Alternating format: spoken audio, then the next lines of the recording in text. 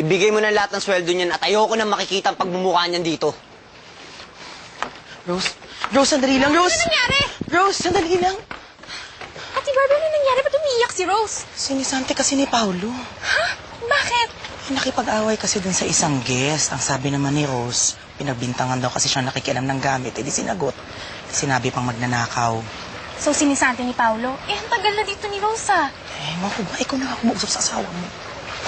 Oh, sige, salamat, Ate Barbie, ha?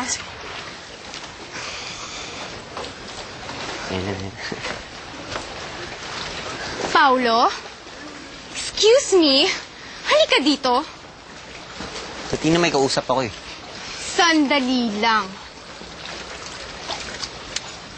Sorry, Kara. Excuse me muna.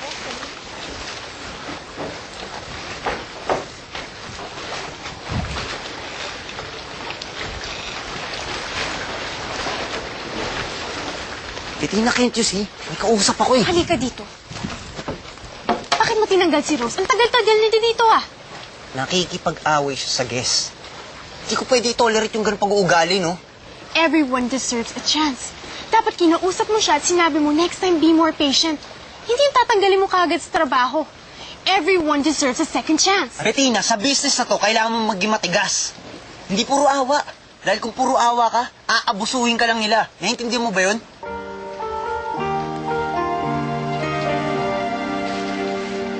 Ganun, ha? I'll remember that.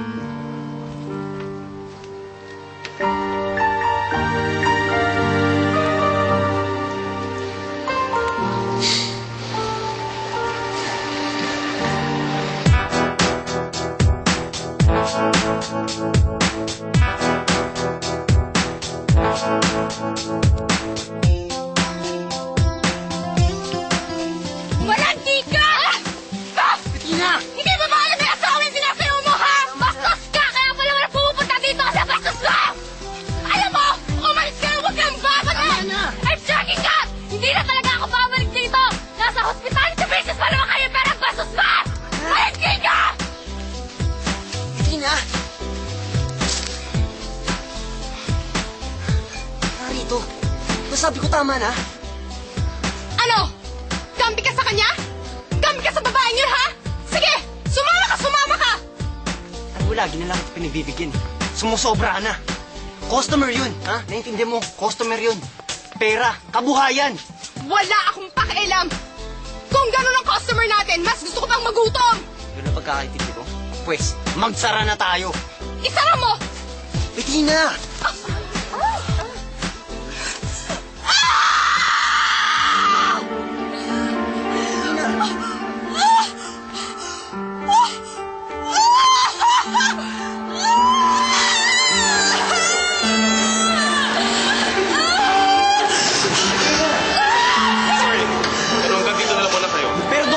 I know. Sorry, pero hindi ka pwede pumasok sa operating room. Excuse me. Tina! Excuse me.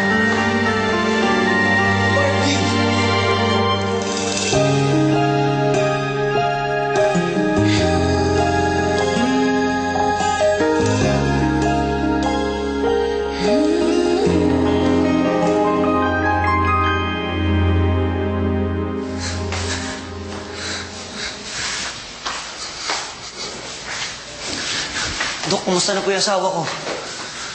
Well, your wife's fine. And your baby, she'll be okay.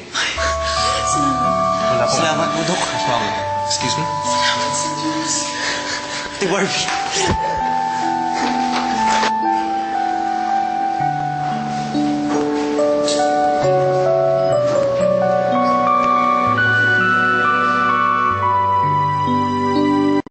Nakita ko si baby. Ang laki-laki niya. Ang lusog-lusog. Alam mo, sabi nga ng doktor, wala naman daw sa kanyang problema. Okay naman daw.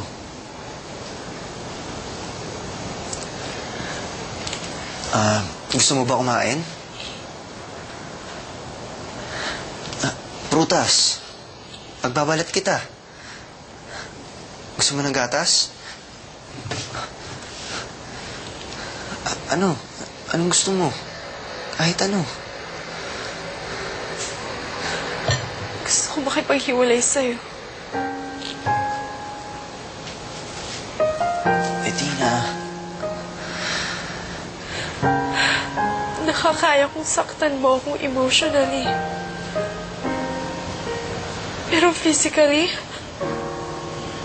at manganib yung buhay ng baby ko, that's too much, Paolo. Tungkol dun sa nangyari. Hindi ko naman gusto yun eh. I'm so sorry. Pagod na ako, Paolo.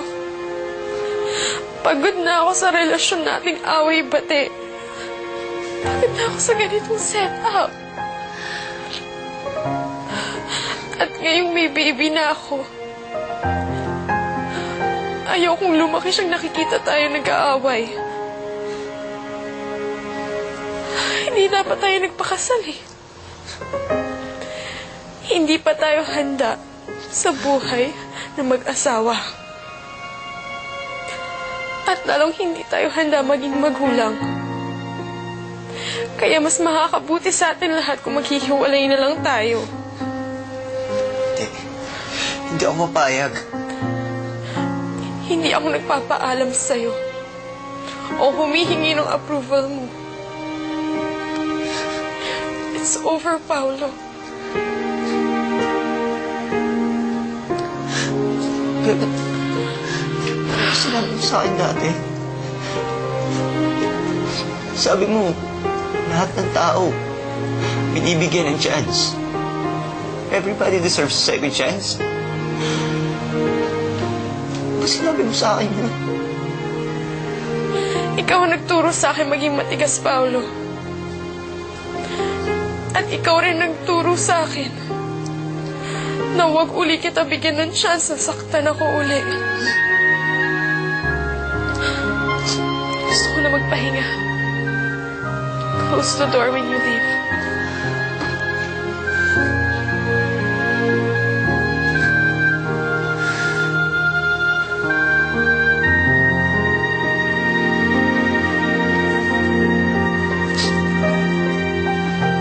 Hi, baby.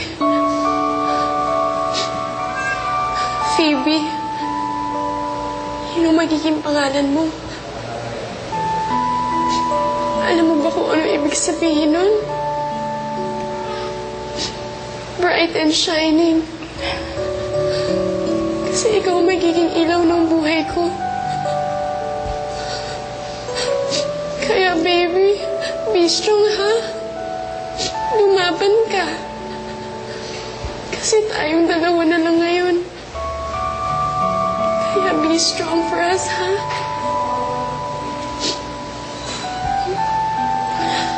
Bettina, anak. Sigurado ka bang gusto mo talagang makipaghiwalay na kay Paolo?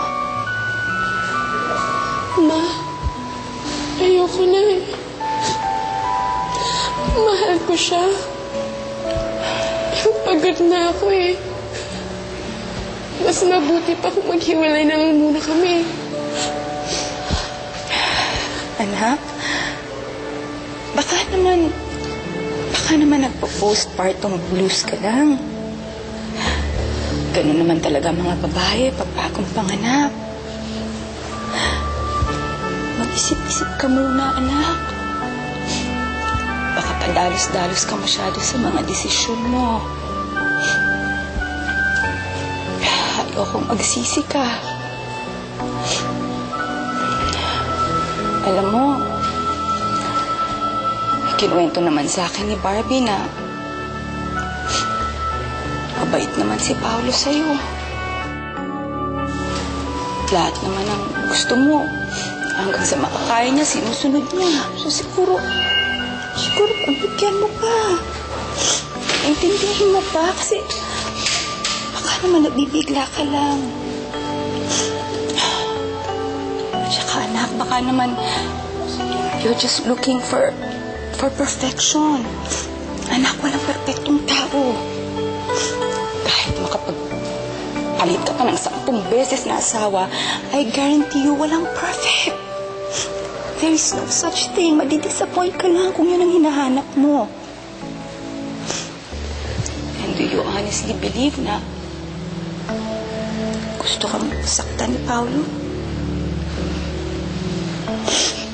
No, Ma. I can't honestly say na I believe na si Johnny para saktan ako. Siguro, gusto ko lang makipaghiwalay dahil galit ako sa kanya. Kaya nga, anak.